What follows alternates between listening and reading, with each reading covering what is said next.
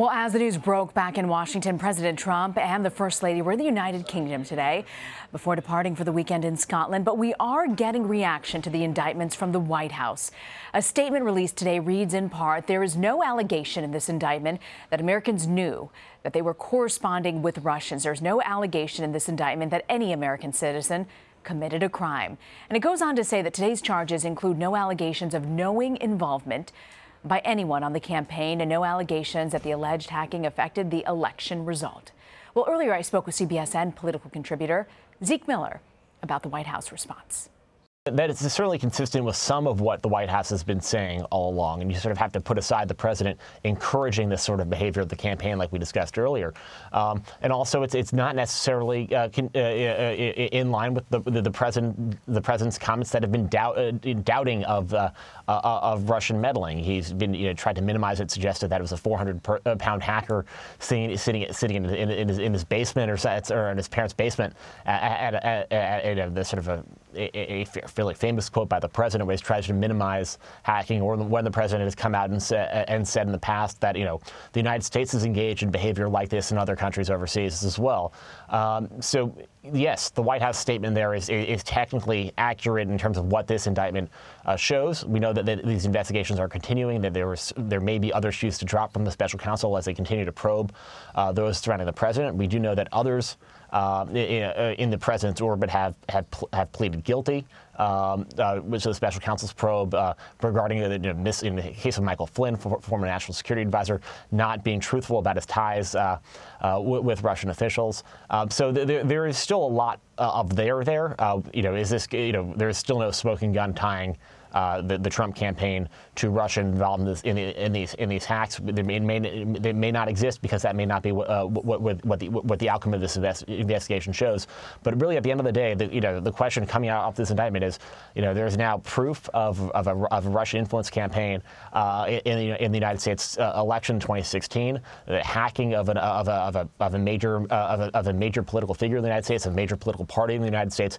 The question is now, what do you do next? And that it's interesting that the White House statement is basically retrospective rather than prospective, isn't sort of laying out the framework of what the president's going to raise with Vladimir Putin on Monday and where they're going to take that relationship going forward. I want to ask you, Zeke, do you think there's any possibility the president might say, now's not a good time to meet with Putin, we're just going to cancel this meeting? There's been no indication of that. Obviously, the president knew about this indictment when he reaffirmed that fact that he's going to meet with Vladimir Putin just earlier today when he was having that joint press conference with Theresa May. He did in that instance indicate that he was going to raise the issue of meddling with Putin, and that he was going to ask him to stop meddling in American elections. So and that's a fairly significant concession by the president, who has denied at points Russian interference, and then also tried to minimize it and suggested that it was more important to establish a working and close relationship with Vladimir Putin to deal with all the other issues separate from this election meddling. So, there seems to be no indication that the president sort of throw up his hands and say, now's not the time, I'm going back to the United States. Yeah. He seems pretty intent to go to Helsinki. Yeah. Zeke, I actually want to play that bite for you, where the president today was asked about his meeting with Putin next week in Finland. Here's what he had to say about election meddling. I know you'll ask, will we be talking about meddling?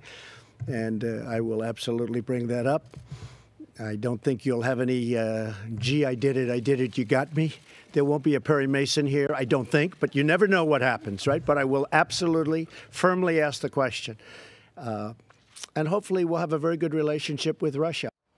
Do you believe the president? Do you think he's going to push him now that we know that these Russian intelligence officers have been charged?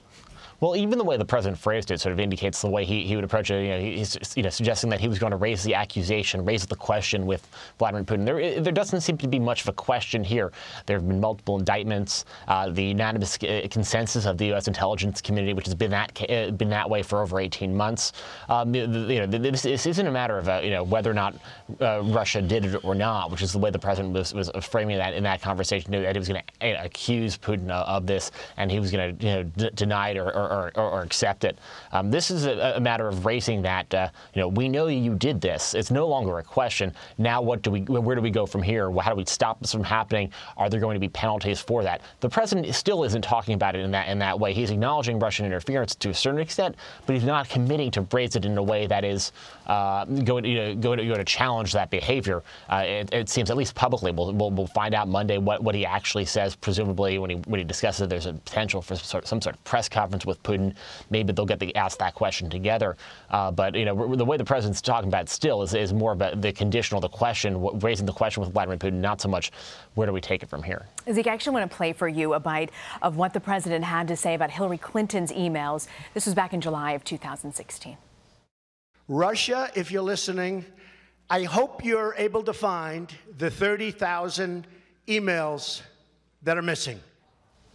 Okay, he was being sarcastic there, but what questions do you think today's indictment raises now about those comments? Well, the timeline in the indictment is actually particularly striking because, according to the indictment, that very day, some of these Russians involved were trying to then hack into some of the Hillary Clinton personal email server. We have to do a bit of time zone forensics there, but presumably the special counsel has done that. But it certainly doesn't appear to be coincidental. The president came out and said that, and the Russians almost immediately said, oh, maybe that's a really good idea. Thereafter, the president, sort of came out. Then the candidate Trump said that he was being sarcastic, it was a joke or something like that effect. It sounded awfully serious there. Is that at the same time isn't criminal, but it does lend lend more ammunition to those who accuse the president of not taking this particularly seriously. Because in this case, he appeared to sort of call on Russia to engage in some sort of destabilizing action that Russia did in fact carry through on. And proved to be successful and helped him win the White House. So is there it's just the latest indication of how the president's been treating this issue particularly unseriously for 2 years now, pretty much. Zeke, we're just getting in from Nancy Pelosi saying that, Democrat, of course, saying that Trump must demand from Putin a comprehensive agreement that the Russians will cease attacks on U.S. democracy. Trump doesn't really take marching orders from Nancy Pelosi, but what do you make of her statement? I'm sure we'll hear a drumbeat along those lines from Democrats over the next couple of days. There really doesn't seem to be any indication that the president will do that, number one. Number two, even if he did secure some sort of agreement like that from Vladimir Putin, there's probably no indication that Putin would follow through on it. Meddling in another country's elections is destabilizing. It's also the sort of thing that is not generally accepted in the international community. So an agreement to say that you're not going to do something that you were previously doing in violation of international norms is probably not worth the paper it's written on. In these sorts of situations, generally where you look to try to modify the behavior either with sanctions and we've seen some sanctions from the Trump administration against Russian officials regarding these actions, but or some other sorts of international pressure points. That will be the question when the president meets with Vladimir Putin next week. Will he actually try to press some of Putin's pressure points to try to deter this behavior going forward? And that's the big question. Zeke, I want to switch gears and talk to you about what I thought we would be talking about all afternoon is the president's UK visit and that bombshell interview with The Sun where he criticized Prime Minister Theresa May over Brexit. Here's what he had to say. I didn't criticize the Prime Minister. I have a lot of respect for the Prime Minister. And unfortunately, there was a story that was done, which was, generally fine, but it didn't put in what I said about the Prime Minister. And I said tremendous things. And fortunately, we tend to record stories now, so we have it for your enjoyment if you'd like it. But we record when we deal with reporters. It's called fake news. Well, The Sun also recorded it and put it out there. There's a transcript of the audio there as well. What's the sense from the White House, though, about this interview and exactly how it all went down? Well, this interview was apparently conducted while the president was in Brussels for the NATO summit right before he left to the United Kingdom. There is a sense that this was that this didn't go very well. We saw a rare statement last night from Press Secretary Sarah Sanders saying the president had a strong relationship with Theresa May and is sort of complimentary of her, which is an unusual way for the White House to respond to interviews like this when they sort of blow up in the president's face. The president coming out and attacking the fake news is sort of an instance of, who you're going to believe, him or your lying ears. You can go online and listen to this audio of the president attacking Theresa May, and of course the newsworthy bits here. Are the attacks on Theresa May. The president saying he has a strong relationship with May, like we saw in this press conference today, is a little bit too little, too late. There's clearly some tension between the two leaders, some differences, some discord around issues, whether it be Brexit or investment in NATO, trade policy, things like that, migration, and we saw some of that on display today. But the president just talking to some White House officials, there's an agreement that this is not there's some consensus inside the White House that this was not a great way to treat your hosts. And we saw the president change his tune today in that press conference because he was trying to sort of undo some of that damage. Yeah, I thought May was pretty polite and cordial and kind, despite the fact the president actually slammed her in the sun for not taking his advice on Brexit. But this is what he had to say about Brexit today. She's going to make a decision as to what she's going to do. The only thing I ask of Theresa is that we make sure we can trade, that we don't have any restrictions, because we want to trade with the UK, and the UK wants to trade with us. As far as the advice, I did give her a suggestion. I wouldn't say advice, and I think she found it maybe too brutal. Too brutal. Okay, he walked it back here and tried to mend the situation, sort of. Do you think his comments, though, to The Sun are going to be problematic moving forward on trade? And the president seems very obsessed with, if you're going to create some sort of a trade agreement with the European Union, that's going to jeopardize your relationship with the U.S. Yeah, there's certainly a bit of damage that the president was trying to undo there, trying to not to interfere. This obviously came at a crucial moment for Theresa May and her government as she unveiled her Brexit plan and then saw several high-profile resignations from her cabinet.